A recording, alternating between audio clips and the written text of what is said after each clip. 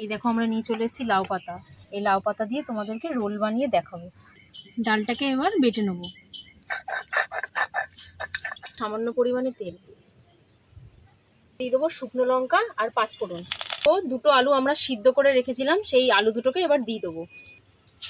দিয়ে দেবো হলুদ, পরিমাণে নুন, দিয়ে দেবো কস্তুরি মেথি। এটা হয়ে গেছে, এইবারে তুলে নেবো। জলটা গরম হয়ে গেছে, এবার লাউ পাতাগুলো হালকা ভাপিয়ে নেবো। একটা লাউ পাতা নিয়ে নিয়েছি, এর মধ্যে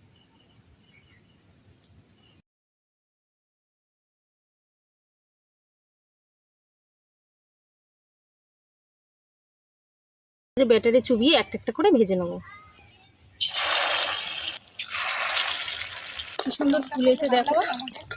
হ্যাঁ, এবার তুলে নেবো।